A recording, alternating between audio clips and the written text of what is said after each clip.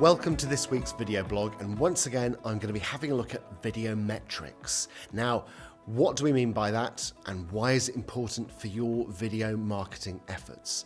Video metrics are essentially the way that we measure the success of our video projects, and everybody, whoever's using video in their business, needs to be aware of all the different ways that you can look at and understand the ways your video is performing. Over the last few weeks, I've been picking apart some of the different ways that you can measure your video, the video metrics, hence the name of the series. This week, I want to have a look at social sharing.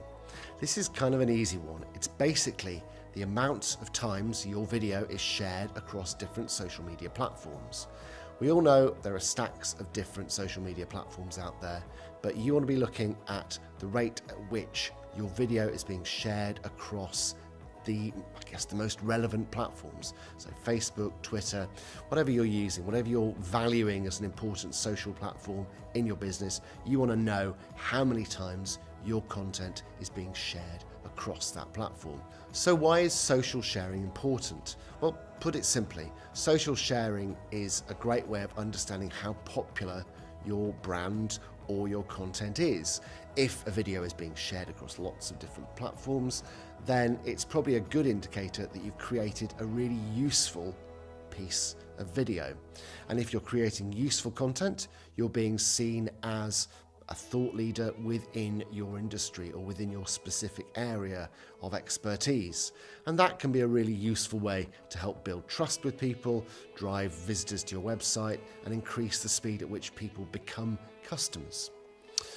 So what can you be doing to increase the amount of times a video is shared across social platforms? Well, there are three key ways that I would look at doing this. First of all, and this is a really easy way, just ask. In your video, make sure you ask people to share. So for videos to be shareable across different platforms, you need it to do one of three things. You need it to be either educational, you need it to be emotional, or you need it to be entertaining. If you're doing those three things, either one of them, or I don't know, you could possibly do all of them, then your video is far more likely to be shared. The third and final way that you can increase your sharing rates across social media platforms is, once again, to get your content out to influencers within your marketplace.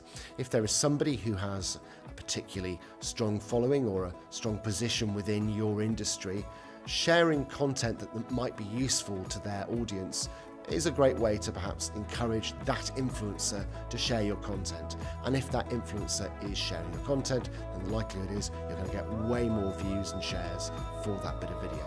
So that's it. That's this week's video on video metrics and social sharing. I hope you found it useful. If you'd like to subscribe, comment, or indeed share, that'd be great. So watch out for next week's videos. We're going to be continuing this theme of video metrics, and thank you for watching.